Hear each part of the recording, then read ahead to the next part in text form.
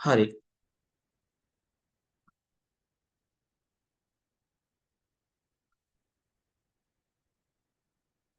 දැන් සිවිල් නීතියේ යටතේ 8 වෙනි පාඩමට අපිට ඉගෙන ගන්න තියෙන්නේ සිවිල් නඩුවේ සිවිල් නීතියේ පේපර් එකේ අපිට වැඩිපුරම ලකුණු හම්බ වෙන කොටස ගැන.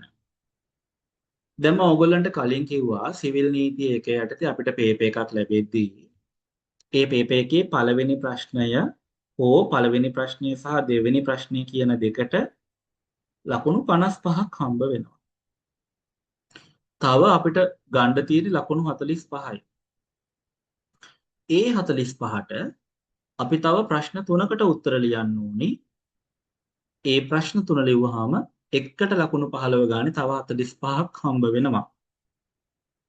හරි? එතකොට දැන් මේ ප්‍රශ්නේ තෝරගන්න ප්‍රශ්න 3යි ලියන්න ඕනි. හැබැයි ඔබට සම්පූර්ණ ප්‍රශ්න 7ක් විතර හම්බ වෙනවා. පළවෙනි ප්‍රශ්නේ, දෙවෙනි ප්‍රශ්නේ, 3, 4, 5, 6, 7 ආදී වශයෙන්. එතකොට ඒකෙන් 3ක් තමයි ඔබ තෝරගෙන ලියන්න ඕනේ. ඒකෙමුත් එක ප්‍රශ්නයක් තියෙනවා කෙටි ප්‍රශ්න. කියන්නේ කෙටි සටහන් ලියන්න. මාතෘකා 3ක් හෝ 4ක් දෙනවා ඔබට තියෙන්නේ. ඒ හතරෙන් 3ක් තෝරගෙන කෙටි සටහන් ලියන්න. එකට ලකුණු 5 ගානේ 3ක් ලියවනම් හරි. එතකොට දැන් සිවිල් නීතියේ ඇත්තටම අමාරු පේපර් එක තියරි ඒව නෙවෙයි. කාලය තමයි කළමනාකරණය කරගන්න අමාරු. විශේෂයෙන් පැමිණිලි උත්තර පිළිගැනීම් සහ විසඳිය යුතු ප්‍රශ්න ඔන්න ওই ටික සකස් කරලා පළවෙනි ප්‍රශ්නෙට උත්තර ලියන්න සාමාන්‍යයෙන් අපි නිර්දේශ කරන්නේ දැන් මම නම් කියන්නේ මුලින්ම ගියපු ගමන් මේ තෝරගන්න ප්‍රශ්න ටික ලියන්න කියලා. මම පෞද්ගලිකව කැමති ඒ ක්‍රමයට.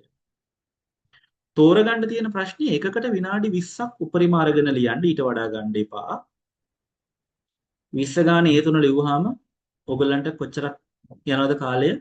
මිනිත්තු 60යි. ඒ කියන්නේ පැයක් ඉවරයි.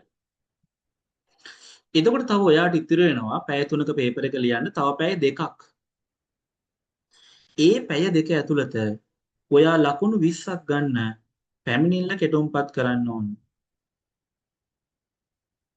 ලකුණු 10ක් ගන්න ඒ හදපු පැමිණිල්ලටම අදාළව උත්තරය කෙටුම්පත් කරන්න ඕනි. පැමිණිල්ල කෙටුම්පත් කරන්නේ පැමිණිල්ලකාරයා වෙනුවෙන්, උත්තරය කෙටුම්පත් කරන්නේ විත්තිකාරයා වෙනුවෙන්. ඊට පස්සේ පැමිණිල්ලයි උත්තරයයි කම්පයා කර කර පැමිණිලිකරු වෙනුවෙන් හෝ විත්තිකරු වෙනුවෙන් ඔයා පිළිගැනීම් ටික ලකුණු කරන්න ඕන. විසඳිය යුතු ප්‍රශ්න ටික ලකුණු කරන්න ඕනි.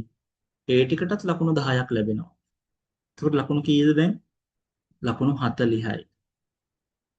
මෑතක ඉඳලා ළමයි ප්‍රති උත්තරයකුත් ලියන්න දෙනවා. එහෙම නැත්නම් ඒකේ වගන්ති අහනවා ලකුණු 5ක් විතර දීලා. තව අපෙන් අහන්න පුළුවන් අධිකරණ බලය. හරි? ඒකත් ලකුණු 5කට විතර අහන්න පුළුවන්. ඊට පස්සේ අපෙන් තව අහන්න පුළුවන් අ, අධිකරණය හොයාගත්තට පස්සේ ඒ ආශ්‍රිතව ය යුතු දැන්වීමක් මොන හරි තියෙනවද? ඒ වගේ ප්‍රශ්න අහන්න පුළුවන්. එතකොට ඒ කොටසට හම්බෙන ලකුණු 55යි. මේකේ පැමිණිල්ල එහෙම ලියන්න ගියාම සමහර වෙලාවට සීමාවක් නැහැ. ළමයි හත් දැන් ඔබෙන් බලාපොරොත්තු වෙන්නේ ඊටාම සරල වැරදි කිසිවක් නැති සංක්ෂිප්ත ප්‍රකාශ වලින් යුක්ත කිසි ආරවුලක් නැති බොහොම නිර්වුල් පිළිවෙලින් තියෙන පැමිණිල්ලක්. නමුත් ළමයි ප්‍රශ්නේ දැකපු ගමන් ලියන්න යනවා. ලියන්න ගියාම සමහර වෙලාවට අන්තිමේට ඉල්ලන සහනය නෙවෙයි අපි ලියලා තියෙන්නේ. අපි වෙන මොකද්ද ලියලා තියෙන්නේ. අන්තිමේටම පැමිණිල්ල දාන්න ඕන කෙනා වෙනුවෙන් නෙවෙයි ලියලා තියෙන්නේ. ඒක හින්දා ඔයගොල්ලන්ට ප්‍රශ්නේ හම්බ වෙච්ච ගමන්ම මුලින්ම පැමිණිල්ල ලියන්න කලින් බලන්න ඕනි ඒ සිද්ධිය එකපාරක් සම්පූර්ණයෙන් කියවන්න ඕන. ලෙක්චරර් කියනවා ළමයි එකපාරක් කියවලා දෙපාරක් කියවලා තුන්වෙනි පාරක් නම් කියවන්න ඉඩ තියන්න එපා. එහෙම වුණොත් වෙලාව මදි වෙයි. ඒකින් හින්දා එකපාරක් කියවගෙන ගිහිල්ලා දෙවනි පාර ඊටාම කල්පනාවෙන් කියවන්න. ඒ කියවද්දි බලන්න කවුද පාර්ශව? ඒ සිද්ධියේ එක එක අත රමල්, කමල්, නුවන්, විමල්, මහින්ද, රනිල් නැති කෙනෙක්. ඊට පස්සේ බලන්න ඒකේ තියෙන සිදුවීම් ටික. ඒත් එක්කම බලන්න ඒ සිදුවීම් වෙලා තියෙන කාල පරාසය. ඊට පස්සේ බලන්න ඒ සිදුවීම් කාල පරාස ටික බැලුවට පස්සේ අවසානට බලන්න මොනවද ඉල්ලන සහන?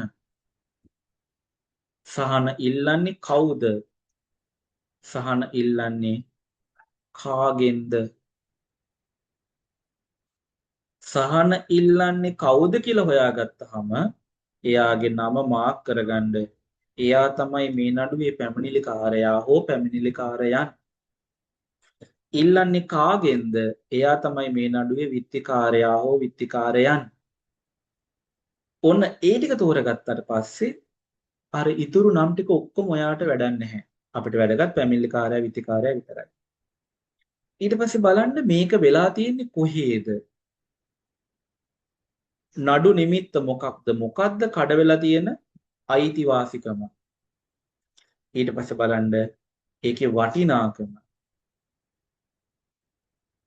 ඒක රුපියල් මිලියන 2කට වඩා රුපියල් මිලියන 10ට වඩා අඩු ගිවිසුම් පිළිබඳ නඩුවක් නම් නඩුව යන්නේ සුළු හිමිකම් අධිකරණයට. නඩුව පවරන්න පුළුවන් මොන මොන අධිකරණවලද? පැමිණිලිකාරයා පදිංචි ප්‍රදේශයේ පවරන්න පුළුවන්. විත්තිකාරයා පදිංචි ප්‍රදේශයේ පවරන්න පුළුවන්. ගිවිසුමට ඇතුළත් වෙච්ච ස්ථානයේ පවරන්නත් පුළුවන්. හැබැයි මතක තියාගන්න මෙතනින් පොඩි නෝට් එකක් දාලා දාන්න. සමත මණ්ඩලයට ගියා निराකරණය කරගන්න බැරුණා මෙන්න निराකරණය නොකිරීමේ සහතිකය කියලා පැමිණිල්ලේ සංක්ෂිප්ත ප්‍රකාශයක් දාන්න අමතක කරන්න එපා. අනිවාර්යෙන් ඒකට ලකුණු හම්බ වෙනවා. ඒක රුපියල් මිලියන 2කට වඩා අඩු මුදල් ඉල්ලීම් නඩුවක් නම් ඒ කියන්නේ සුළු හිමිකම් අධිකරණයටමයි. නමුත් අපි එතනදී සමත මණ්ඩල පනත යටතේ සමත මණ්ඩලයේ निराකරණය නොකිරීමේ සහතිකය ගන්න අවශ්‍ය නැහැ. ඒක රුපියල් මිලියන 50ට වැඩි ආරවුලක් නම් අපි ඇති වෙලා තියෙන බස්නාහිර පළාත් තුල නම් වෙස්ටර්න් ප්‍රොවින්ස් කමර්ෂල් හයි කෝට් එකට අදාළ නඩුව ගෙනියන්න ඕන. එතනදී විත්තිකාරයා බස්නාහිර පළාතේ පදිංචි කෙනෙක් නම් අපිට නඩුව කමර්ෂල් හයි කෝට් එකට වෙස්ටර්න් ප්‍රොවින්ස් එකට ගෙනියන්න පුළුවන්. ගෙවිසුම ඉල්ලමුනේ බස්නාහිර පළාතේ නම් ඒත් පුළුවන්. නඩු නිමිත්ත ඇති වුණේ බස්නාහිර පළාතේ නම් ඒත් පුළුවන්. හැබැයි ඊට පිටත පළාතක නම් අදාළ ප්‍රදේශයේ දිසා අධිකරණයට තමයි නඩුව යන්නේ. ඔය විදිහට තර්ක කරලා નિયમિત අධිකරණයක් තෝරගන්න. අධිකරණයේ තෝරගත්තා, පාර්ශව තෝරගත්තා, නඩුව වර්ගය තෝරගත්තා. දැන් ඉතින් පැමිණිල්ල ලියාගෙන යන්නයි තියෙන්නේ. ඊට පස්සේ ඒන්තර වාසිය යවුවා කියන එක පොඩ්ඩක් මතක තියාගෙන ඉන්න. ඔකත් පැමිණිල්ලට දාන්න. පැමිණිල්ල ලියන්නේ විභාගයේ තියෙන දවසට. විභාගයේ තියෙන දවසට ඉඳලා අර පැමිණිල්ලේ එක් සිදුවීම් වෙච්ච කාල පරාසත් එක්ක දීලා තියෙන කාල පරාස ගණනය කර කර බලන්න කාලාවරෝධී කාලයේ ඉක්මවා ගිහිල්ලා තියෙනවද? ගිවිසුමක් තියෙනවා 2014 ගහපු එකක්. පේපර් එක දෙන්නේ 2026. ගිවිසුමක කාලය අවුරුදු 6යි. දැන් මෙතන බැලු බැලමට හරියටම අවුරුදු 12ක් විතරම ගිහිල්ලා තිනවා. 2014 කියලානේ මං කිව්වේ. 14යි 14යි 6යි 20යි 6යි 26යි. අවුරුදු 12ක් ගිහිල්ලා අන්න කාලාවරෝධී කාලේ ඉක්මවා ගිහිල්ලා. එහෙනම් අනිවාර්යයෙන්ම කාලාවරෝධය නොතකා විභාගයට ගන්න කියලා ඇවර්මන්ට් එකක් දාන්න ඕන. මම ඔය නිකන් විස්තරයක් කිව්වේ ඔයගොල්ලන්ට පොඩ්ඩක් ඒ ගැන දල අදහසක් එන්න. කොහොම හරි සිවිල් නීතියේ සිවිල් නඩුවක භාවිතා කරන ලේඛන ගැන අපි අද ඉගෙන ගන්නවා. රෆ්ලි ඔන්න ඔය මෙතඩ් එකට තමයි ඒවා අපිට විභාගෙදී වැදගත් වෙන්නේ. එතකොට දැන් මෙතන මම දාලා තියෙනවා සිවිල් නඩු විධාන සංග්‍රහයේ මොන මොන ප්‍රතිපාදනද මේ යටතේ අපි සාකච්ඡා කරන්න කියලා. මතක තියාගන්න මේක වගන්තියක්වත් පැමිණිල්ල ලියන්නේ නැහැ.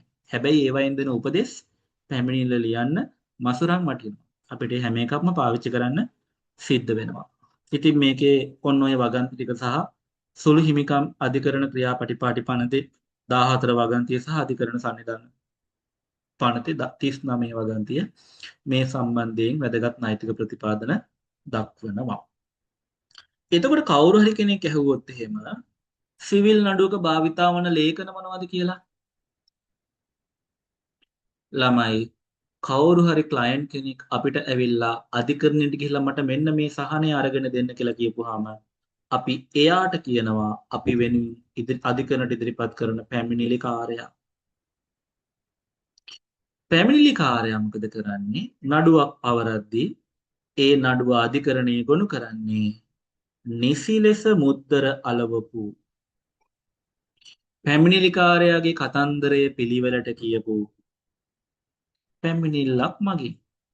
එහෙනම් පැමිණිලිකාරයා අධිකරණයට තමන් වෙනුවෙන් කරන ඉල්ලීම ඇතුළත් කරලා දෙන ලේඛනයට තමයි අපි කියන්නේ මොකක්ද? පැමිණිල්ල. ඒක නිසි පරිදි මුද්දර අලවලා තමයි අධිකරණයේ ගොනු කරන්න ඕන. පැමිණිලිකාරයා තමන් නඩුව පවරන්නේ යම් පුද්ගලයෙකුට විරුද්ධවද පැමිණිල්ලත් එක්ක ලබලා දෙන සිතාසි ඒ තැනැත්තට යවනවා. ඒ සිතාසියේ තියෙනවා පැමිණිල්ල පිටපතකුත්. ඒකේ ලේලා යවනවා. මේ සමග එවා ඇති පැමිණිල්ලත් අමුණලා කියනවා ඔබට විරුද්ධව නඩුවක් පවරලා තියෙනවා ඉහත පැමිණිලිකරු. ඒ පිළිබඳව අහවල් දිනේදී අහවල් අධිකරණයේ පෙනී ඉඳලා උත්තරයක් ගොනු කරන්න කියලා තමයි සිතාසියේ ඉන්නේ. එතකොට විත්තිකාරයා බය වෙලා ලෝය කෙනෙක් ගාවට ගිහිල්ලා අනේ මම මොකද කරන්න කියලා අහුවාම ලෝය කියනවා ඔයා බය වෙන්න එපා මම ඉන්නවා ඔයාගේ රැකවරණයට රුපියල් ලක්ෂයක් අරගෙන එන්න මම මේ නඩුව ටික කරලා දෙන්නම් කියලා කියනවා. නිකන් හරි නිකන් ගානක් කිව්වේ.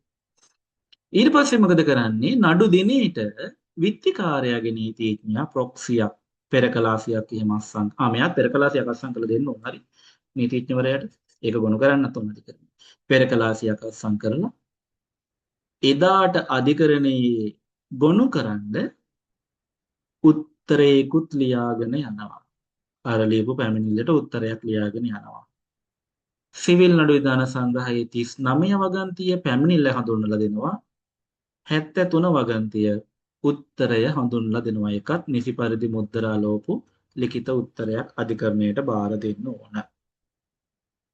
ඒ උත්තරයෙන් පැමිණිලිකාරයාට එරෙහිව විත්තිකාරයා හරස් ඉල්ලීමක් කරොත් ඒ කියන්නේ ළමයි මෙහෙම එකක් මම නිකන් කතාවක් කියන්නම් ඒකට. පැමිණිලිකාරයා නීතිඥයට කියනවා අනේ සර් මෙහෙමයි මගේ නම ඒ මගේ බිරිඳ බී නෑ මගේ නම ඒ මගේ සැමියා බී හරි සැමියා මාව දාලා ගියා හරි සැමියා මාව දාලා ගියා මට මේ යාට විරුද්ධව දික්කසාදය ගන්න ඕන මට ස්ථිර දික්කසාද දීමනාවත් රුපියල් මිලියන 2ක් විතර ගන්න ඕනේ කියලා කියනවා. නඩුව දානවා දැන් සානිල්ලීමේ දික්කසාද තීන්දුවක් දෙන්න රුපියල් මිලියන 2ක දික්කසාද දීමනාවක් දෙන්න ස්ථිර දික්කසාද දීමනාව කියලා ඔන්න පැමිණිල්ල දානවා. පැමිණිල්ලට උත්තරේ ලියාගෙන ඉදී සැමියා කියනවා වෙනස්ම කතාවක්. ස්වාමීනි මම දේශ සහගතව හැරගියේ නෑ.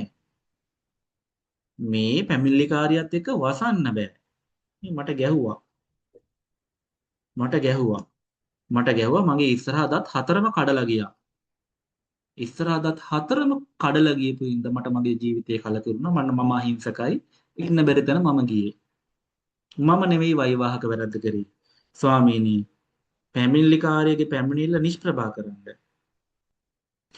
මට කරපු හානි වෙනුවෙන් දික්කසාදේ ලබා දීලා හරි පැමිණිලිකාරියව මගෙන් දික්කසාදේ ලබා දීලා මට රුපියල් මිලියන 3ක වන්දියක් ලබා දෙන්න කියලා ඉල්ලනවා සැමියා. එතකොට දැන් සැමියා එයාගේ උත්තරයෙන් එයාගේ පැත්තෙන් තව සහනයක් ඉල්ලද්දී අපි යන්නේ ඒකට තමයි කියන්නේ මොකක්ද? හරස් ඉල්ලීම කියලා. අපි ඒකට තමයි කියන්නේ මොකක්ද? හරස් ඉල්ලීම කියලා. එයාගේ උත්තරේ හරස් ඉල්ලීමක් තියෙනවා නම් ළමයි ආපහු පැමිණිලිකාරයාට තව ලේඛනයක් අධිකරණයේ ගොනු කරන්න පුළුවන්. හරිද? ඒක තමයි ප්‍රති උත්තරය. උත්තරයට පස්සේ ආපහු සැරයක් පැමිණිලිකාරයා ඉදිරිපත් කරන ලේඛනයක්. ප්‍රති උත්තරේ සඳහන් කරන්නේ උත්තරයේ තියෙන කාරණාවලට පිළිතුරු දීමක් විතරමයි කරන්නේ. ඉතින් පැමිණිලිකාරයට කියන්න පුළුවන් ස්වාමීනි මෙහෙමයි ඔය පැමිණි උත්තරේ සඳහන් වන කාරණා සියල්ල ප්‍රතික්ෂේප කරනවා ඒවා සියල්ල අසත්‍යයි. ඔබට ඕනනම් කියන්න පුළුවන් අදාළ තැනැත්තගේ දත් කැඩුනේ මම පහර දීලා නෙවෙයි. පාර යද්දි ලිස්සලා වැටිලා. ඊට අදාළ වෛද්‍ය සහතික පවා ඉදිරිපත් කළ හැකියි. ආදී මොකක් හරි අර දීලා තියෙන ඒවාට උත්තරයක් දෙන්න පුළුවන්. අපි ඒකට කියනවා ප්‍රති උත්තරේ කියලා. ප්‍රති උත්තරේ කියන එක හඳුන්වලා දෙන්නේ සිවිල් නඩු විධාන සංග්‍රහයේ 79 වගන්තියේ. හැබැයි මතක තියාගන්න ප්‍රති උත්තරයක් අධිකරණයේ ගොනු කරන්න වෙන්නේ උත්තරේ හරස් ඉල්ලීමක් තිබ්බොත් විතරයි.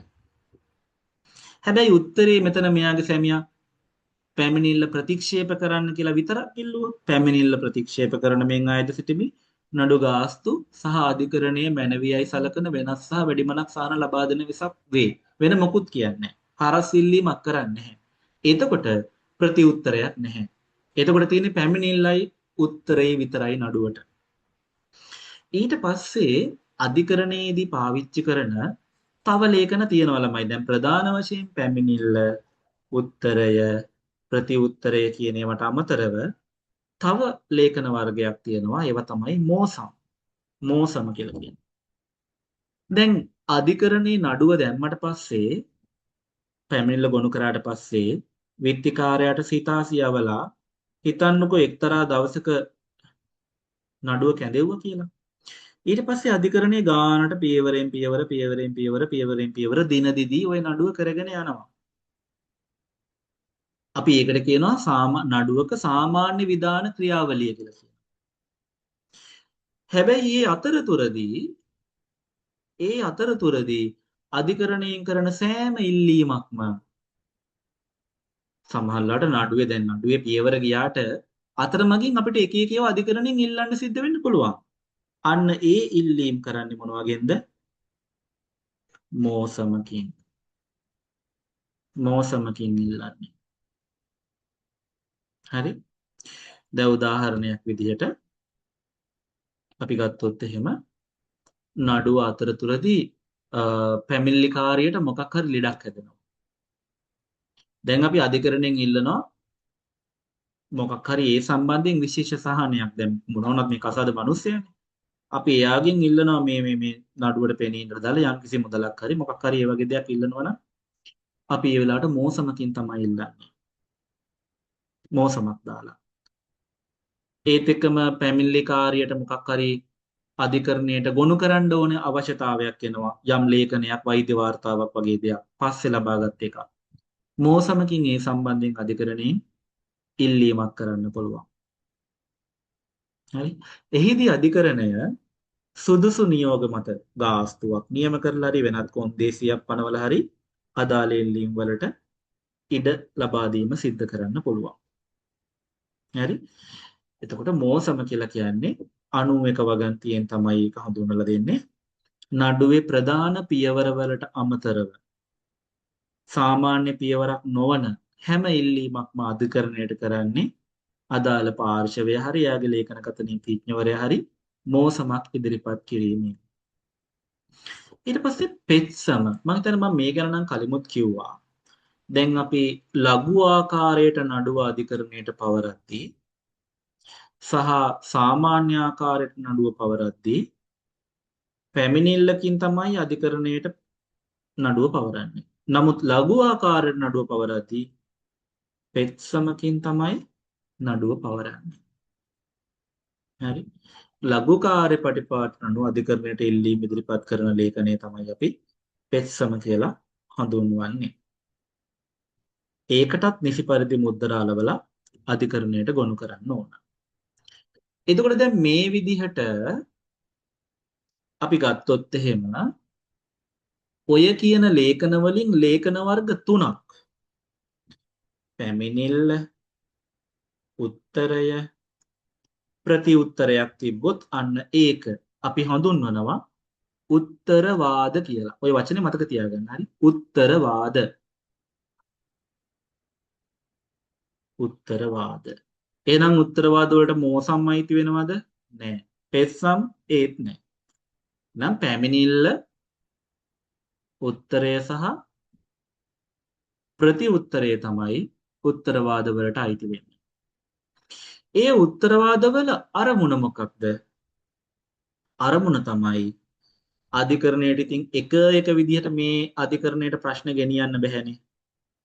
යම් කෙනෙක් සහනයක් ඉල්ලගෙන අධිකරණයට යනවා නම් ඒ යද්දී තමන්ගේ කතාව පිළිගත් සම්මත ආකෘතියකින් නීත්‍යානුකූලව ඉදිරිපත් කිරීම තමයි උත්තරවාදවල අරමුණ. එතකොට ඒක යුනිෆෝම් විදිහට තියාගන්න තමයි කියන්නේ පැමිණිල්ල උත්තරේ ලියදී මුඩින්ම ශීර්ෂයක් තියෙන්න ඕන. ශීර්ෂයේ අධිකරණයේ නම සඳහන් කරලා තියෙනවා. නඩුව පවරන අයගේ නම් ලිපින ලියලා තියෙන්න ඕන. පැමිණිලි කරු හෝ පැමිණිලි කරුවන් කියලා ලියලා තියෙන්න ඕන. එරෙහිව කියලා ලියලා තියෙන්න ඕන.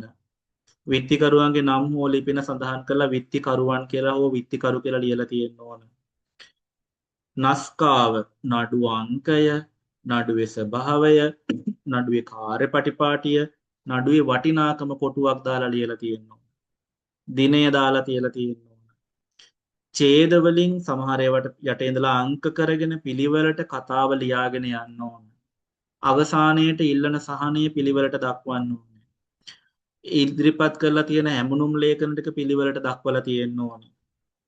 එතකොට මේ විදිහට નિયમિત ආකෘතියක් ඉදිරිපත් කරාම අධිකරණයේ කටයුතු වලට හරි පහසුයි.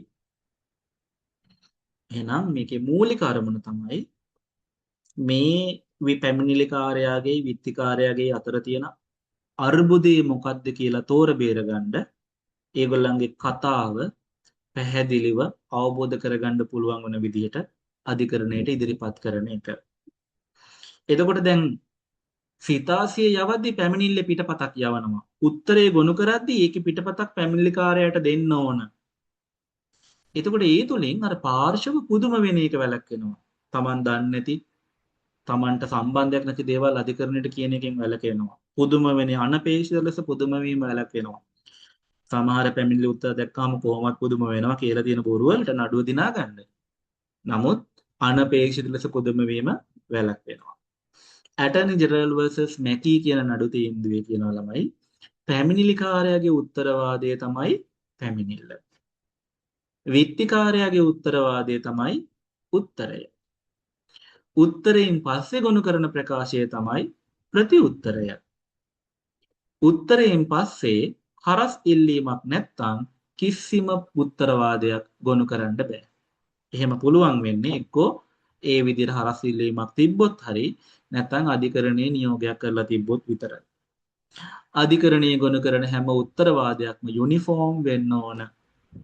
ඒක නිසා ඒවා සකස් කරද්දී අවම අවශ්‍යතා දක්වලා තියෙනවා. ඒවට අනුව පැමිණිල්ල හදලා උත්තරවාද සකස් කරලා තියෙන්න ඕන. Jayasinghe versus National Institute of Fisheries and Nautical Engineering and Others කියන නඩු තීන්දුවේ කියනවා ළමයි. අධිකරණයේ ගොනු කරන උත්තරවාදවල තියෙන විවිධ අංග අදාළ කරුණු තත්ත්ව පැහැදිලි සංක්ෂිප්ත ප්‍රකාශ වලින් ඉදිරිපත් කරන්න. 46.2 A වගන්තියේ සහ B වගන්තියේ කියනවා සිවිල් අධිකරණයක පැමිණිල්ලකට හරි මේ අධිකරණයේ ගොනු කරන පෙස්සමකට එක ලෙස බලපාන මාර්ගෝපදේශ පැමිණිල්ලක් වේවා පෙස්සමක් වේවා මෙන්න මේ මාර්ගෝපදේශ ටික පිළිවෙලට අනුගමනය කරන්න ඕනේ. එතකොට දැන් ඕගොල්ලන් විභාගයට ලකුණු 20ක් ලබා ගන්න නැත්නම් ලකුණු 30ක් ලබා ගන්න පැමිණිල්ලකුයි උත්තරයකුයි කෙටුම්පත් කරනවානේ. පැමිණිල්ලට ලකුණු 20යි උත්තරයට ලකුණු 10යි වශයෙන් ලකුණු 30ක් ලබා ගන්න මෙන්න මේ උපදෙස් පිළිපදින්න ඕනේ. කරුණු තත්ත්ව දීර්ඝ ලෙස පටලවා විස්තර නොකර කෙටියෙන් දක්වන්න ඕනේ.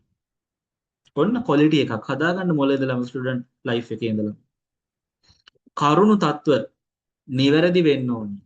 මේ ගැන මම මුකුත් කමෙන්ට් කරන්නේ ඔබට සිතන පරිදි අවබෝධ කරගනිත්වා නීතිඥයෙක් වුණාම සමහරට මොන හරි කරන්න වෙයි. නඩු නිමිත්ත පෙන්වන්න අවශ්‍ය තොරතුරු හැර වෙනත් අනවශ්‍ය විස්තර එහි ඇතුළත් නොවිය යුතුය. එතකොට මේ ඇත්තට මේ ලෙක්චර් එකේ නෝට් එක අංග සම්පූර්ණයි. කොලෙජ් එකේ අභ්‍යන්තර සිසුන් නම් හරි වාසනාවන්තයි. ඒගොල්ලන්ට මේවා හොඳට ඉගෙන ගන්න හම්බ වෙන නිසා. ඕගොල්ලෝ තවසනවන්තයි. ඉතින් ඕගොල්ලන්ට මම කියලා දෙනවනේ ටික කොහොම හරි. එතකොට මේ ඕගොල්ලෝ පැමිණිල්ල ලියද්දී අනවශ්‍ය තොරතුරු දාන්න එපා. නඩු නිමිත්ත පෙන්වන්න අවශ්‍ය කරන තොරතුරු විතරක් දාන්න. දැන් උදාහරණයක් විදියට ඔය අපි පහුගිය ප්‍රශ්නයක් සාකච්ඡා කරලා තියෙනවා මීගමුව හන්දියේදී එක්කෙනෙක් වාහනයක් අතර කරගෙන ඉන්නවා රතු ලයිට් එකපත් වෙලා පිටිපස්සෙන් ඇවිල්ලා එක්තරා පුද්ගලයෙක්ගේ ඩ්‍රයිවර් එයාගේ වාහනේ මේක හප්පනවා. ඊට පස්සේ පොලිසිය එනවා එතනට. දෙන්නම කාර්යබහුලයි. පොලිසියට ගිහින් ප්‍රකාශයක් දීලා දෙන්න යනවා. මෙයාගේ කාර් එක හදාගන්න රුපියල් මිලියන 2ක් යනවා. එයා නඩු පවරනවා රතේ පවරපු කෙනාටයි රතේ පදවපු කෙනාටයි රතේ හිමිකරුටයි රක්ෂණ සමාගමටයි විරුද්ධව රුපියල් මිලියන 2ක මුදලක් එක්ව හෝ වෙන්වෙන්ව අය කරව ගන්න. ඕක අතරේ තව කතන්දර ගොඩ තියෙනවා. ඒකේ කණ්ණාඩියෙන් මුණ බලමින් මෙයා ලිප්ස්ටික් ආලේප කර කර තිබ්බා කියලා කියනවා. මෙයා විධිමත්ව නොසලකිලිමත්ව මේක පතේ පදවගෙන ආවා කියලා කියනවා. එයාගේ ප්‍රධානියා මීගමුවේ ඉඳලා කොළඹ මීටින් එකකට ගෙනියන්න try කරනවා කියලා කියනවා. එයාගේ ප්‍රධානියා වැඩ කරන සමාගම ගැන කියනවා. ඒක අපනයන සමාගමක්ද ආනයන සමාගමක්ද කියලා කියනවා. මෙයාගේ රැකියාව ගැන කියලා කියනවා. එයා වැඩ කරන්නේ කොහෙද? එයා මොනවද සාමාන්‍යයෙන් කරමින් ඉන්නේ? කවදද දැලට යන්නේ? ඔක්කොම කියනවා. එතකොට මේ හැම දෙයක්ම අපි මේක ලියන්න ඕනද පැමිණිල්ලේ? ලියන්න ඕනේ නැහැ. ඕගොල්ලෝ 100ක් පැමිණිලි 100ක් ලිව්වොත් ඒ පැමිණිලි 100 ක්වොලිටි 100ක්. පැමිණිල්ල කියන එක එකම විදිහට එන්නේ නැහැ ඒ කියන්නේ. හැබැයි නිවර්දිම පැමිණිල්ල අපිට ওই 100ෙන් හොයාගන්න පුළුවන්. හරි? ඒතර පැමිණිලි කාර්ය වශයෙන් නම් කරන්නේ කවුද? විත්තිකාරයන් වශයෙන් නම් කරන්නේ කවුද? නේ? ලියන්න ඕන සිදුවීම් මොනවද? නඩුව දාන දවසයි සිද්ධිය වෙච්ච දවසයි අතර කාල අවරෝධ කාලය බලන්නේ. ඒ ටික ඔක්කොම බලලා ලකුණු 20න් උප්පරිම ලකුණු ප්‍රමාණයක් ලැබෙන විදිහට පැමිණිල්ල ලියන්න ඕන. අපි ලියනවා ඇත්තටම ඉස්සරහට පැමිණිලි කීපයක්ම ලියනවා. ඒක ලියද්දී අපි ඔය ටික ට්‍රේනින් වෙමු. මම දැනට නිකන් හඳුන්ලා දුන්නා විතරයි. එහෙනම් පැමිණිලි කෙටුම්පත් කරද්දී අනවශ්‍ය ලෙස දීර්ඝ ලෙස ලියන්න එපා. අනවශ්‍ය කරුණු අන්තර්ගත කරන්න එපා. නඩු නිමිත්ත පෙන්වන්න අවශ්‍ය තොරතුරු අර වෙනත් අනවශ්‍ය තොරතුරු දාන්න එපා. නිවැරදි තොරතුරු දත්ත දාන්න. එතකොට උත්තරවාද කෙටුම්පත් කරද්දී මෙන්න මේ කාරණා සැලකිලිමත් වෙන්න නීතිඥවරයෙක් වුණාම සේවාදායකයාගේ උපදෙස් නිවැරදිව ගන්න. ඒ ගත්තට පස්සේ ඒ වගේම දල සටහනක් දාගෙන ඒ මත කෙටුම්පත් කරන්න පටන් ගන්න. ඒ හදන ප්‍රති උත්තරවාද සිවිල් නඩු විධාන සංග්‍රහයට අනුකූලව ඒ තියෙන ප්‍රතිපාදන අනුව සකස් කරන්න. කරුණු සංක්ෂිප්තව ප්‍රකාශ කරන්න. එක වගන්තියක් පිටු භාගයක් විතර දිගට ලියන්න එපා. හැම වෙලේම ළමයි පැමිණිලි ලියද්දී උත්තර ලියද්දී හිතේ එකක් තියාගන්න මේ පැමිණිල්ලයි උත්තරේ දිහා බලපුවාම පිළිගැනීම් සහ විසඳිය යුතු ප්‍රශ්න නිර්මාණය කරන්න පුළුවන් වෙන්න ඕනි. දැන් සාමාන්‍ය නඩුවක නම් පැමිණිල්ල හදන්නේ එක ලෝය කෙනෙක්. උත්තරේ හදන්නේ තව ලෝය කෙනෙක්. හැබැයි විභාගෙදී ඔයා පැමිණිල්ල හදන්නත් ඕනි. උත්තරේ හදන්නත් ඕනි. පැමිණිල්ල හදද්දි මම මේ පැමිණිල්ලිකාරයා මේ නඩුව දිනවන්නේ කොහොමද කියලා හිතාගෙන සත්‍ය තත්ත්වය ඇතුළත් කරමින් පැමිණිල්ල හදන්න. පැමිණිල්ලිකරුගේ වාසියට. උත්තරය ලියද්දී මම මේ නඩුවෙන් විත්තිකාරයා කොහොමද දිනවන්නේ කියලා හිතලා විත්තිකාරයා වෙනුවෙන් විත්තිකාරයාගේ යහපත ගැනම හිත සහ මේ පැමිණිල්ලයි මේ උත්තරේ දිහා බල බල මට පිළිගැනීම් සහ විසඳිය යුතු ප්‍රශ්න සකස් කරන්න සිද්ධ වෙනවා කියලා හිත හදන්න. එතකොට අනවශ්‍ය දීර්ඝ වගන්ති ලියවෙන්නේ අවශ්‍යම දේවල් විතරයි ලියවෙන්නේ. ලකුණු 20කට ලියන්න පුරුවන් ප්‍රමාණයකට ලියවෙන්නේ නැත්නම් සමහරුන්ගේ පැමිණිලි පිටු 10ක් විතර දිගයි. අන්තිමේට උත්තරේ ලියන්න වෙලාවක් නැහැ. ඉතින් ලෙක්චර් මොකද කරන්නේ? අර 20ෙන් දෙන්න පුරුවන් ලකුණු ඔක්කොම දෙන්නත් බෑ ඉතින්. මොකද පැමිණිල්ලක් එච්චර දිග වෙන්න බෑනේ. සංක්ෂිප්ත වෙන්න එපා ප්‍රකාශ. ඉතින් ලකුණු 20ෙන් දෙන්න පුළුවන් ගණනක් දීලා නිකන් ඉන්නවා. පාඩුයි. පැමිණිල්ල ලියන්නත් ඕන, උත්තරේ ලියන්නත් ඕනේ, පිළිගැනීම් සහ විසඳුම් ප්‍රශ්න සකස් කරන්නත් ඕනේ. ඒක තමයි අපිට ලකුණු 40ක් ගානට එන්නේ. හරි. ඒ හින්දා පුළුවන් තරම් හැම වෙලේම මේ ලෙක්චරත් කියනවා අපිට විසඳිය යුතු ප්‍රශ්න සහ පිළිගැනීම මතු කිරීමේ අරමුණ ඇතුව පැමිණිල්ලයි උත්තරේ දෙකම ලියන්න. කිසිම වෙලාවක නඩු තීන්දුව ලියන්න එපා උත්තර වාදවල. අවශ්‍යම කරන ලේඛන අමුණන්න. මනාවට ඉදිරිපත් කරන්න. සේවාදායකයාට කියලා අනුමත කරවගන්න සේවාදායකයට කියන්න මෙන්න වාගේ පැමිණිල්ලකට පෙන්වන්න අඩුපාඩු තියෙනවද කියලා අහන්න. ඕක තමයි උත්තරවාද ගැටුම්පත් කිරීමේදී වැදගත් වෙන මූලිකම කාරණා ටික. ඊට පස්සේ අපි යනවා ළමයි ඉගෙන ගන්න පැමිණිල්ල ගැන. 39 වගන්ති අපි කලින් ඉගෙන ගත්තා. සාමාන්‍ය කාර්යපටිපාටි යටතේ නඩුවක් ඉදිරිපත් කරද්දී අධිකරණයට නිසි පරිදි මුද්දර බලවපු ලිඛිත පැමිණිල්ලක් අධිකරණයට ඉදිරිපත් කිරීමෙන් තමයි ඒක ආරම්භ වෙන්නේ. 34 එක වගන්තිය. හරි. හැම නඩුවකම ඒ නඩුව සම්බන්ධයෙන් පැමිණිලිකරුට හිමිකම් තියෙන මුළු ඉල්ලීමම ඇතුළත් කරන්න ඕනේ. හරි. හිතන්නකෝ එකතරා පුද්ගලයෙක් ඉන්නවා. ඒ මිනිස්යාගේ ගෙදර කුලියට දීලා තියෙන්නේ. අවුරුදු දෙකක කුලිය ගෙවලා නැහැ. අවුරුද්දට මාසෙට රුපියල් 1000 ගානේ එක අවුරුද්දකට 12000ක් ගන්න ඕන අනිත් අවුරුද්දට 12000ක් ගන්න. මතක තියාගන්න සම්පූර්ණ හිමිකමම දාන්න ඕන. 24000ම එක නඩුවෙන් ඉල්ලන්න ඕන. 12000ක් ඉල්ලලා නඩු දාලා ආයේ ඒ කාරණේ පිළිබඳව දෙවතාවක් නඩු දාන්න බෑ. හැබැයි සමහර වෙලාවට අධිකරණ බලය වගේ ප්‍රශ්න ආපුවාම අදාළ මූල්‍ය සීමාවට ගන්න කොටසක් අත්හරින්න පුළුවන්. ඒක ප්‍රශ්නයක් නෑ. යම් කොටසක් අත්හරින්න පුළුවන්. හරිද? එතකොට මේකෙන් එකම නඩු නිමිත්ත කෑලි කෑලි වලට කඩා වෙන් කළ නඩු පවරන එක වළක්වනවා. හැබැයි මූල්‍ය සීමාවන්ට ගැලන පරිදි ඉල්ලීම අඩු කරගන්න අවසර දෙනවා. අඩු කරපු ප්‍රමාණය සම්බන්ධයෙන් හැබැයි ආයේ නඩු අහන්න දෙන්නේ නැහැ. පැමිණිලිකරුවන් ඒකාබද්ධ කිරීම. එකම නඩුවේ පැමිණිලිකාරයෝ කීප දෙනෙක් ඉන්නවා. ළමයි මෙන්න මේ වගන්තිය අහනවා. ෂෝට් නෝට් ප්‍රශ්නවලට ලකුණු 5කට ওই වගන්තිය විතරක් ලියවනම් ලකුණු 5 හම්බ වෙනවා. පහත මාතෘකා පිළිබඳව කෙටි සටහන් ලියන්න. හරි? Write short notes on following captions. හරි? Joined of plaintiff. පැමිණිලිකරුවන් ඒකාබද්ධ කිරීම. එතකොට එකම නඩු නිමිත්ත සම්බන්ධයෙන් හවුලේ හරි වෙන්වෙන්ව හරි විකල්ප වශයෙන් හරි යම් සහනයක් ලබන්න අයිතියක් තියෙන සියලු පුද්ගලයන් පැමිණිලිකරුවන් ලෙස ඒකාබද්ධ කිරීමට 11 වගන්තියෙන් අවසර දෙනවා. හවුල් ව්‍යාපාරයක් තියෙනවා ABC කියන තුන් දෙනා කරගෙන යන. හවුල් ව්‍යාපාරයේ සල්ලි වලින් Dට ණයක් දෙනවා අවුරුද්දට 114 ගානේ පොලියට අවුරුදු දෙකකින් ගෙවන්න කියලා. D ණය ගෙවීම පැහැර හරිනවා. Dට විරුද්ධව නඩු පවරද්දී D විසින් ණයට අරගෙන ඒ ණය ගෙවන්නේ නැති හින්දා එක්කනාට හවුලේ අයිතියක් ලැබෙනවා D ගෙන් ඒ මුදල් අය කරගන්න Aට Bට සහ Cට. එතකොට පැමිණිල්ලේ ABC කියන තුන් දෙනාම පළවෙනි පැමිණිලිකාරය, දෙවෙනි පැමිණිලිකාරය, තුන්වෙනි පැමිණිලිකාරය ආදී වශයෙන් නම් කරන්න ඕන. පැමිණිල්ල සංශෝධනය නොකර සහනයක් ලැබීමට හිමිකම් ඇති පැමිණිලිකරුවන් වෙනුවෙන් තීන්දුව ලබා දෙන්න පුළුවන්. එවැනි පැමිණිලිකාරයෝ හිටියොත් එකම අයිතිය ලැබෙන්න පුළුවන් අය පැමිණිල්ල සංශෝධනය නොකර වුණත් පැමිණිලිකරුවන් වෙනුවෙන් තීන්දුව ලබා දෙන්න පුළුවන්.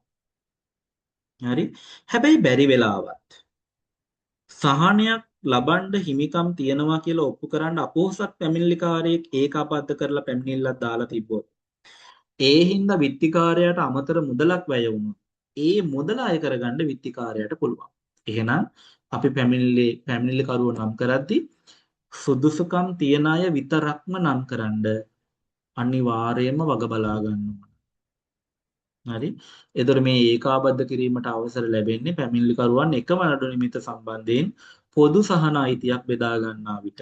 හවුල් ව්‍යාපාරයක හවුල්කරුවෝ, ඉඩමක සමහිමිකරුවෝ, ඒ වගේ එහෙම නැත්නම් ඇක්සිඩන්ට් එකකින් තමන්ගේ තාත්තා නැති වුනහම ඒ සම්බන්ධයෙන් වන්දි ඉල්ලන බිරිඳ, දරුවෝ වගේ අය. බිරිඳ නැත්නම් දෙමව්පියෝ, අම්මා තාත්තා, එහෙම නැත්නම් සහෝදර සහෝදරියෝ. එතකොට එකම හිමිකම තියෙන කිහිප දෙනෙක් ඉන්න ඕනේ. එතකොට මේකේ මූලික අරමුණ මොකද්ද? නඩුව කොටස් කිරීමකින් තොරව සියලු කරුණු ඵලදායීව සම්පූර්ණයෙන් විසඳන එක. Susil Perera vs කෙලි and others නඩු තීන්දුවේදී කියනවා නඩුවකට පාර්ශවකරුවෙකු ඇතුළත් කිරීමේ අරමුණ අධිකරණයට නඩුවට අදාළ සියලු ප්‍රශ්න ඵලදායීව හා සම්පූර්ණයෙන් විනිශ්චය කර විසඳීමට හැකියවීම මිස අනිවාර්යයෙන්ම ඔහුට එරෙහිව සහනයක් ඉල්ලා සිටීම නෙවෙයි. ඔහුට එරෙහිව සහනයක් ඉල්ලා නොසිටීම යන කරුණු මත පමණක් ඔහුව නඩුවෙන් නිදහස් කිරීමට අයිතියක් නැහැ. එහෙනම් සහනයක් ඉල්ලන්නේ නැහැ කියන කාරණේ මත පමණක් පදනම් වල කෙනෙක් නඩුවෙන් නිදහස් කරන්න අයිතියක් නැහැ. නඩුවට පාර්ශවකරුවෙකු ඇතුළත් කිරීමේ අරමුණ තමයි අදාළ සියලු ප්‍රශ්න ඵලදායීව සම්පූර්ණයෙන් විනිශ්චය කර විසඳීමට හැකියවීම. හිතන්නකෝ අන්තිම කැමැති පත්‍රයක් මත ලැබිච්ච දේපලක් බෙදා ගන්න නඩුවක් පවරනවා කියලා. ඒ අන්තිම කැමැති පත්‍රයේ සඳහන් සියලු දෙනා මේ නඩුවේ පාර්ශවකාරයෝ කරන්නේ. සියලු දෙනා. හරි. එතකොට යම් කෙනෙක් හිතන්නකෝ මේ අන්තිම කැමැති පත්‍රයෙන් ලැබෙන දේවල් ප්‍රතික්ෂේප කරනවා කියලා. නමුත් ඔහු ඒ මත පමණක් වෙලා නිදහස් වෙන්න අයිතියක් නැහැ. යාර ඒත් ඒ නඩුවේ ඵලදායීව විභාග කරන්න එයා නඩුවේ පාර්ශවයක් කරන්න ඕන. සිවිල් නඩු විධාන සංග්‍රහයේ 40 වගන්තිය කටපාඩම් කරගන්න අවශ්‍ය නැහැ. නමුත් අපි නිතර භාවිතා කරනවා පැමිණිල්ලදී. පැමිණිල්ල හොඳ සුදුසු කඩදාසියක පැහැදිලිව ලියන්න ඕන. ඒකේ අන්තර්ගත වෙන්න ඕන මේ තොරතුරු. අධිකරණයේ නම, පැමිණිල්ල ගොනු කරන දිනය, පැමිණිල්ලකරුගේ නම විස්තර පදිංචි ස්ථානය, විත්තිකරුගේ නම විස්තර පදිංචි ස්ථානය, සෑම නඩු නිමිත්තක්ම නිර්මාණය වන තත්වයන් සහ එය හටගන්නේ කවදාද කොහේද යන්න පිළිබඳව පැහැදිලි සංක්ෂිප්ත ප්‍රකාශයක්. මෙම ප්‍රකාශයේ නිසි පරිදි අංකනය කරන ලද ඡේදවලින් දක්වන්නේ නඩු නිමිති දෙකක් හෝ වැඩි ගණනක් තියෙනවා නම් එක් නඩු නිමිත්තට අදාළ විස්තර වෙන් වශයෙන් අංක කරන්න ඕන. පළමු නඩු නිමිත්ත දෙවන නඩු නිමිත්ත කියලා වෙන් කරලම දාන්න කියලා වර්තමාන ලෙක්චර් කියනවා. හරි? අපි ලියද්දි ඒකේ මේ විදිහට පුරුදු වෙමු. ඊට පස්සේ පැමිණිලිකරු ඉල්ලා සිටින සහනය ආයන්න යන්න කියලා දානවා පිළිවෙලට. පැමිණිලිකරු විසින් හිලව් කිරීමට ඉඩ දී තියෙනවා නම් ඔහුගේ ඉල්ලීමේ කොටසක් අත්හැරලා තියෙනවා නම් ඒ ප්‍රමාණය. පැමිණිලිකරු මුදල් අය කරගන්න බලාපොරොත්තු වෙනවා නම් නඩුවේ ස්වභාවය අනුව නිශ්චිත මුදල කීයක්ද ගාණ හරියට සතේට දාන්න ඕන. හරි? නිශ්චිත චංචල දේපලක් ලබා ගැනීමට හෝ අයිතිවාසිකමක් තත්වයක් හෝ වරප්‍රසාදයක් තහවුරු කරගන්න හෝ මධ්‍යස්ථ නොබේරූ ගිණුම් පියවීමට ලැබිය යුතු මුදලක් සඳහා වන නඩුවකදී දේපලයේ හෝ අයිතිවාසිකමේ දල වටිනාකම පමණක් දැක්වීම ප්‍රමාණවත්. හිතන්නකෝ කවුරු හරි කෙනෙක්ට අයිති ඉඩමක් තියෙනවා. මේ ඉඩමේ තව කෙනෙක් කියනවා එයාට අයිති කියලා. දැන් A කියනවා එයාට අයිති කියලා, B කියනවා එයාට අයිති කියලා. හැබැයි Aට තියෙනවා විකුණුම් කරයක්, Bට තියෙනවා ප්‍රකාශන ඔප්පුවක්. එයාම ලියාගත්ත ප්‍රකාශන ඔප්පුවක්. දැන් Aට ඕන මේ ඉඩමේ අයිතිය තමාට අයිති කියලා තහවුරු කරගන්න. මෙයාගේ මුදලක් ගන්න බලාපොරොත්තු වෙනවද? නෑ. එතකොට මේ ඉඩමේ දල වටිනාකම රුපියල් ලක්ෂ 23යි ආදී වශයෙන් දල වටිනාකම දැම්මහම ප්‍රමාණවත්. මොකද ඒක මුදල් ඉල්ලන්න දාන එකක් නෙවෙයි. හැබැයි ණයක් ගෙවන්න නැතුව ගිවිසුමක් මත මුදලක් අය කරගන්න නඩු දානවා නම් සතේට මුදල නිශ්චිතවම දාන්න ඕනේ. එහෙම නැතුව මේ චංචල දේපලක් ලබා ගන්න, අයිති කරගන්න, හරි නිශ්චල දේපලක අයිතිය තහවුරු කරගන්න වගේ නඩුවක් නම් ඉතින් අදාළ දේපලේ දල වටිනාකම දැම්මහම හරි. ඒක ලොකු ප්‍රශ්නයක් වෙන්නේ නැහැ.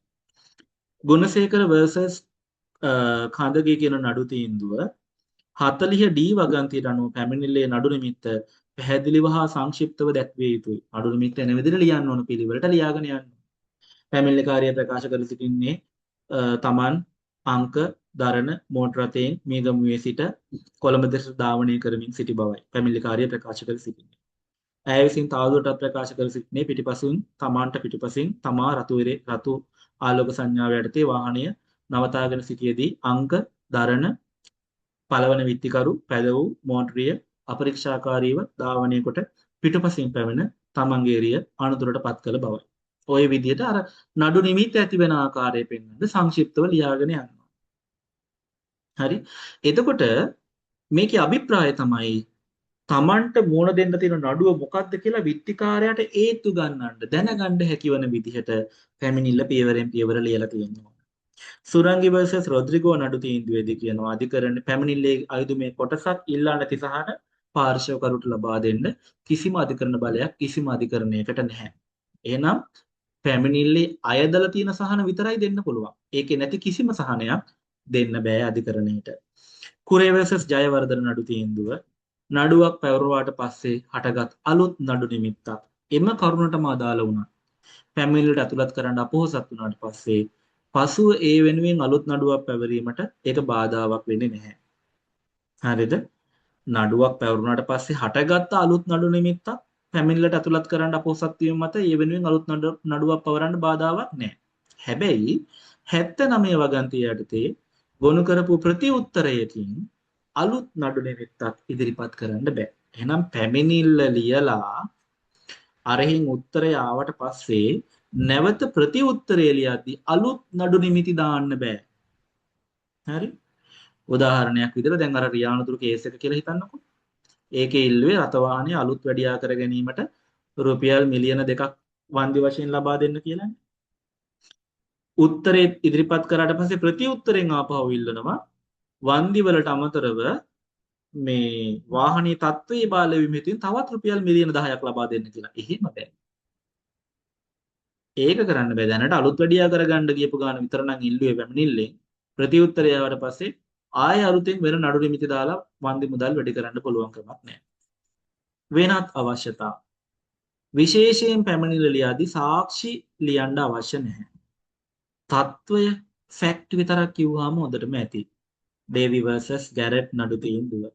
තර්ක ලියන්න ඕනේ ඒක එහෙම වුණා නම් මෙහෙම විය යුතු බව පැමිණිලිකරු ප්‍රකාශක ඒව අවශ්‍ය නැහැ. සෑම පාර්ශවයක් නඩු විභාගයේදී තමන් විශ්වාසය තබන සියලු වැදගත් කරුණු අභියාච උත්තරවාදයේ ඇතුළත් කරන්න ඕනේ. තමන් විශ්වාසය තබන සියලු වැදගත් කරුණු අභිවාදනය වෙනවා පැමිණිල්ලේ සඳහන් කරන්න ඕනේ. නැතහොත් නඩු විභාගයේදී ඒවා පිළිබඳව සාක්ෂි දෙන්න අයිතියක් ලැබෙන්නේ නැහැ. එහෙනම් හැම වැදගත් කාරණයක්ම පැමිණිල්ලේ ඇතුළත් කරන්න ඕනේ. විශේෂ අවස්ථා කීපයක් තියෙනවා ළමයි. 41 වගන්තියේ කියනවා අපි නඩු දාන්නේ ඉඩමක් ගැන නම් ඉඩමේ පිහිටීම උපලේඛනයකින් පැමිණිල්ලේ කෙලවර දාන්න ඕන. උපලේඛනයේ සාමාන්‍යයෙන් ඔක ඔප්පුවලදීත් කන්වෙන්සින් වලදීත් අපි ඉගෙන ගන්නවා.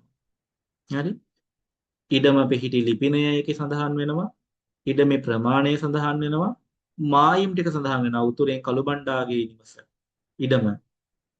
නැගෙනහිරෙන් සොදුබණ්ඩාගේ පදිංචි නිවස සහ ඉඩම. බටහිරින් අහවල් වෙල්යාය. ඉදිරියෙන් ප්‍රාදේශීය සභා පාර. හරි? ඔය වගේ. ඉඩමක් නම් අනිවාර්යයෙන්ම මායිම් සීමා මායිම් දක්වමින් ප්ලෑන් එකකින් විස්තර කරලා තියෙන ආකාරයට උපලේඛනයකින් ඉඩමේ උපලේඛනය සඳහන් කරන්න ඕන. හරි? එතකොට මේ ඩේවිඩ් vs ගුණවතී කියන නඩු තීන්දුවේදී කියනවා ඩේවිඩ් vs ගුණවතී කියන නඩු තීන්දුවේදී කියනවා පැමිණිලිකාරයා නිශ්චිත මාර්ගයක කාලාවරෝධී අයිතිය ඉල්ලනවා නම් අපි අවුරුදු ගාණක් අපේ ගෙදරට ගිය මේ පාරෙන් ඒක අපිට දෙන්න කියලා ඉල්ලනවා නම් 41 වගන්තිය අනුව මේ පාරේ පිහිටීම දක්වන එක අනිවාර්යයි.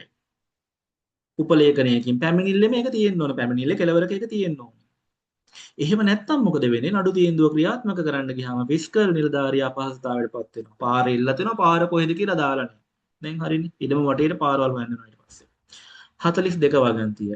පැමිණිලිකාරයා නියෝජිතයෙක් විදිහට උදාහරණයක් විදිහට අන්තිම කැමැති පත්‍රයක අඩ්මිනිස්ට්‍රාසිකාරයා සමාවෙන්න අන්තිම කැමැති පත්‍රයක පොල්මක්කරු හරි පොල්මක්කරු එක්ස්කියුටර් දීපල පරිපාලක නැත්නම් අඩ්මිනිස්ට්‍රාසිකරු විදිහට නඩු පවරනවා නම් හරි තමන් මේ නඩුව පවරන්න අවශ්‍ය සියලු නීතිමය පියවර අරගෙන තියනවා කියලා පෙන්වන්න ඕනේ. විශේෂයෙන් එයා අන්තිම කැමැති පත්‍රය ඔප්පු කරලා තියෙන බව පෙන්වන්න ඕන. ඕගොල්ලන්ට මේක දැනට තේරෙන්නේ නැති වෙයි. සිවිල් 2 වල ටෙස්ටමේන්තු නඩු ගැන කියද්දි මම මේක තව ටිකක් පැහැදිලි කරලා දෙන්නම්.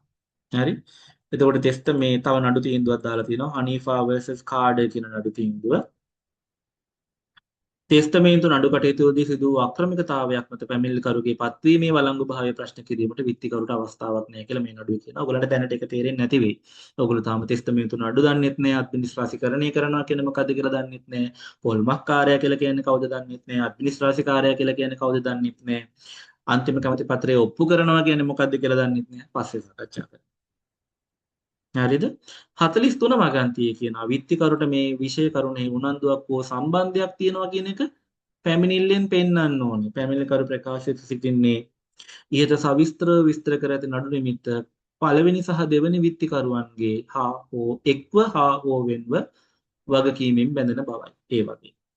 එතකොට ඒ පැමිණිල්ල කියවලා ඉවර වෙද්දී විත්තිකාරයන් විසින් පැමිණිලිකාරයට මේ හානිය කරා. ඒක නිසා මේකට සම්බන්ධයක් තියෙනවා කියන එක පෙන්වන්න ඕනේ. ඒකින්ද පැමිණිලිකාරයා ආයාචනයේ ඉල්ලලා තියෙන සහන ලබා දෙන්න විත්තිකාරයා බැඳලා තියෙනවා කියලා පැමිණිල්ලෙන් පෙන්වන්න ඕනේ. පරමනාද versus පරමනාද නඩු තීන්දුවේදී කියනවා ළමයි ණය හිමියගේ මියගිය ණයගැතියාගේ උරුමකාරයන්ට එරෙහිව නඩු පවරනකොට හරි ඒ කියලා කෙනෙක් ණය අරගෙන බීගෙන් බී මැරිලා එයාගේ දරුවෝ ඉන්නවා බිරිඳ ඉන්නවා උරුමකාරයෝ ඉන්නවා හරිද එතකොට ඒට දැන් නඩු පවරන්න ඕන බී මැරිලා හැන්ද බී මොකද කරන්නේ මේ ගොල්ලන්ගේ උරුමකාරයාට විරුද්ධව නඩු පවරන පැමිණිල්ලෙන් පෙන්නන්න ඕනි මේ ණයෙන් ගත්ත දේපල තමයි මේගොල්ලෝ බෙදාගෙන තියෙන්නේ එතකොට ඒගොල්ලෝ ණය පිළිබඳව වග කියන්න ඕන කියලා පැමිණිල්ලෙන් පෙන්වන්න ඕනේ. හරිද? ඊට පස්සේ බාල වයස්කාරයෙකුට විරුද්ධව නඩු පවරනවා නම් අනිවාර්යයෙන්ම නඩු බාරකාරයෙක් ළමයි.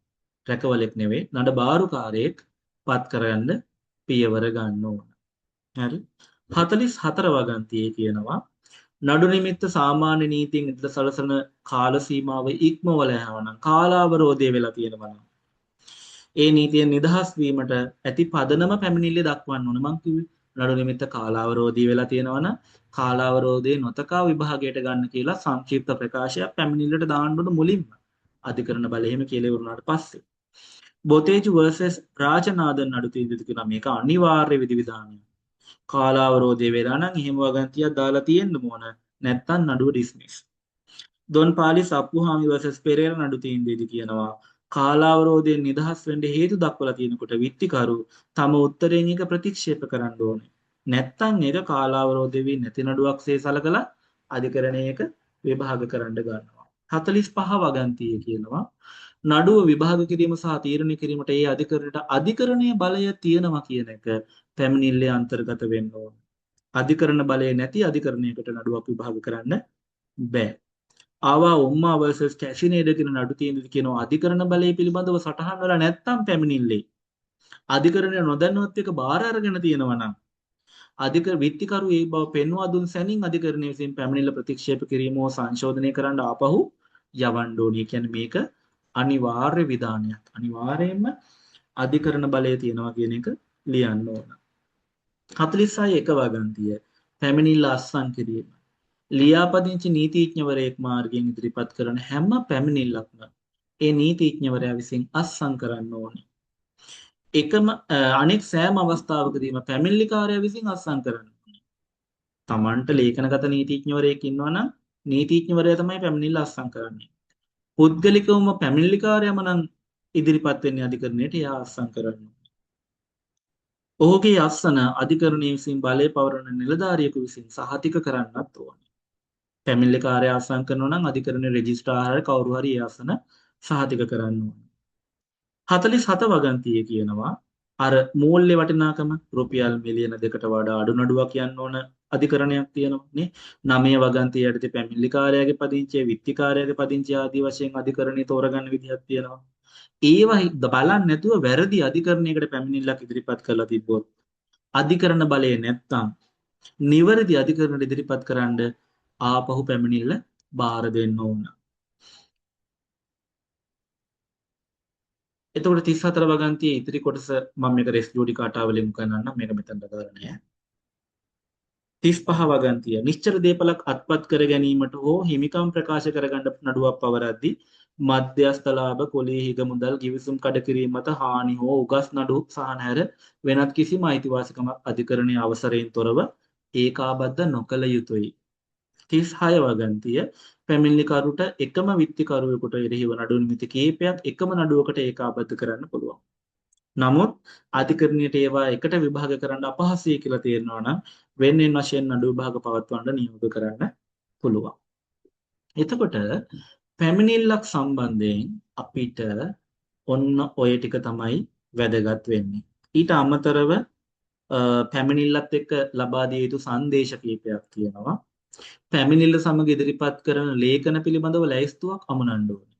දැන් දික්කසාද නඩුවක් නම් ඒගොල්ලන්ගේ විවාහ සහතිකය දරුවෝ ඉන්නවා නම් දරුවන්ගේ උත්පන්න සහතිකය, එයාලගේ පදිංචිය සනාථ කරන්න ග්‍රාමනිලධාරී පදිංචි සහතිකය වගේ දේවල්. භාෂාව වෙනස් නම් පරිවර්තනය කරලා ලේඛන සපයන්න ඕන. 50 වගන්තිය. තමන් සන්තකයේ තියෙන ලේඛනයක් මත නඩු පවරනවා නම් පැමිණිලිකරු ගොනු කරන අවස්ථාවේ මේ ලේඛනයේ පිටපත් ඉදිරිපත් කරන්න ඕන. ගිවිසුමක් මත වගේ නඩු පවරන වෙලාවට ගිවිසුමේ පිටපත් අධිකරණයට පැමිණිල්ලත් එක්කම ඉදිරිපත් කරන්න ඕන. තමන් සන්තකයේ නැති වුණත් තමන් විශ්වාසය තබනවා නම් මේ නඩුවේ ලේඛන අවශ්‍යයි කියලා ඒ වගේ ලයිස්තුවක් අධිකරණයට ඉදිරිපත් කරන්න ඕනේ. ඒ වගේම 52 වගන්තිය කියන තමන් සන්තකයේ නැති ලේඛන පවතින්නේ කාගේ බාරයේද කියලා හැකිනම් අධිකරණයට දක්වන්න ඕන. හරිද? අස්ථානගත වූ විනිමය බිල්පතක් මත නඩු පවරනවා නම් 53 වගන්තිය කියනවා අපකරයක් මත අධිකරණයට තීන්දුවක් ලබා දෙන්න පුළුවන්. 54 වගන්තිය කියනවා පැමිණිල්ල සමග ඉදිරිපත් නොකළ හෝ ලයිස්තුගත නොකළ කිසිම ලේඛනයක් පස්සේ අධිකරණයේ අවසරයකින් තොරව සාක්ෂි වශයෙන් ඇතුළත් කරන්න බෑ. පැමිණිල්ල ප්‍රතික්ෂේප කරන්න හරි සංශෝධනය කරන්න සිද්ධ වෙන අවස්ථා පිළිබඳව තියෙනවා 46 වගන්තියේ පහත සඳහන් හේතු මත පැමිණිල්ල ගොනු කරන්න කලින් ඒක ප්‍රතික්ෂේප කරන්න අධිකරණයට අභිමතයක් තියෙනවා. විස්තර නිවැරදිව හා සංක්ෂිප්තව දාලා නැත්නම් අධිකරණයට ප්‍රතික්ෂේප කරන්න පුළුවන් පැමිණිල්ල එන්ටර්ටේන් කරන එක. අනවශ්‍ය විස්තර ඇතුළත් වෙනවා නම් නිසි පරිදි අත්සන් කරලා හෝ නිසි පරිදි අත්සන් සහතික කරලා නැත්නම් නඩු නිමිත්තක් අනාවරණය වෙන්නේ නැත්නම් 33 වගන්තියට අනුකූල වෙන්නේ නැත්නම් පාර්ශවයන් වැරදියට ඒකාබද්ධ කරලා තියෙනවා නම් නඩු නිමිති වැරදියට ඒකාබද්ධ කරලා තියෙනවා නම් හරිද? ඒක සංශෝධනය කරන්න කාලයක් ලබා දීලා ආපහු පැමිණිල්ල හරවලා දෙන්න පුළුවන්. හරිද? හැබැයි නඩුවේ මූලික ස්වභාවය සම්පූර්ණයෙන්ම වෙනස් වන නඩු අවස්ථාවකට කිසිම සංශෝධනයකට ඉඩ දෙන්නේ නැහැ. උදාහරණයක් විදිහට දාන්නේ දික්කසාද නඩුවක්. අන්තිමේට ඒකේ නඩුව පැමිණිල්ල සංශෝධනය කරලා ඇදී දික්කසාද නඩුවක් නෙමෙයි වන්දි නඩුවක් වෙලා. එහෙම කරන්න ඉඩ දෙන්නේ නැහැ. ඒ මොනොත් එක වෙනම නඩුවක් විදිහට දාන්න ඕන. Reed versus සම්සුදීන් නඩුවේදී කියනවා පැමිණිල්ලක දෝෂ තියෙනවා නම් එය ගොනු කිරීමෙන් ඉවත් කිරීමට වෙනම යෝජනාවක් අවශ්‍ය වෙන්නේ නැහැ. අධිකරණයේ අවධානයට යොමු සැනින් ප්‍රතික්ෂේප කිරීම හෝ සංශෝධනයට අපසු හැරීමට අධිකරණයට වගකීමක් තියෙනවා. පෙරේරා versus ගී කියන නඩු තීන්දුවේදී කියනවා සංශෝධනය කිරීම අවශ්‍ය වන්නේ සැකසහිත අවස්ථාවක ගැටලු නිරාකරණය කර ගැනීමට විතරයි. උත්තරවාදවල කාර්ය වෙන්නේ සැබෑ ගැටලු මොනවද කියන එක පැහැදිලි කරන එක.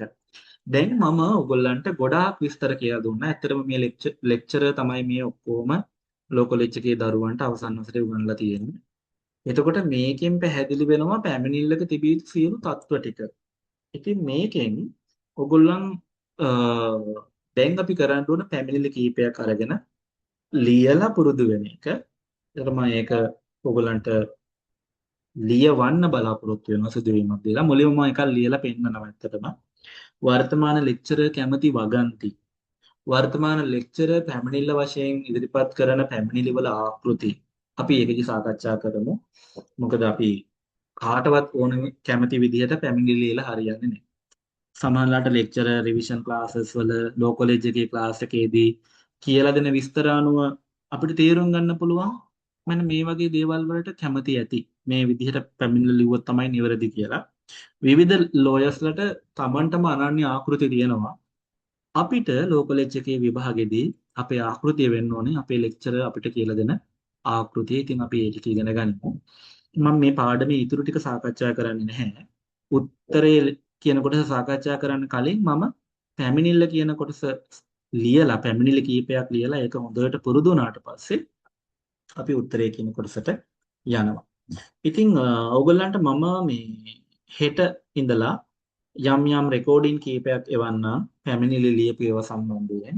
එතකොට ඕගොල්ලන්ට ඒකෙන් අධ්‍යයනය කරන්න පුළුවන් පැමිණිලි සහ ඊට අමතරව අපි සවුන්ඩට අපේ ලයිව් ක්ලාස් එකේදී පැමිණිල්ලක් ලියමු. එතකොට ඕගොල්ලන්ට හොඳ අවබෝධයක් ඒ පැමිණිල්ලක් කොහොමද ලියන්නේ කියන එක සම්බන්ධයෙන් අපි මේ විදිහට ටික ටික කරගෙන යමු. හරි. එහෙනම් මම මේ පාඩම මෙතනින් නවත්තනවා.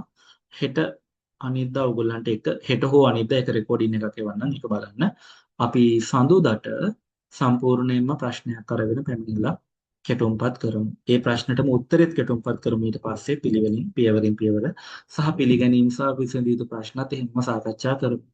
ඉතින් ওই ටික ඉවර වෙද්දී ඔයගොල්ලන්ට සිවිල් 1 පේපර් එකේ අනිවාර්යෙන් ලකුණු 55ක් ලැබෙන කොටස් ටිකක් ඉවර වෙනවා.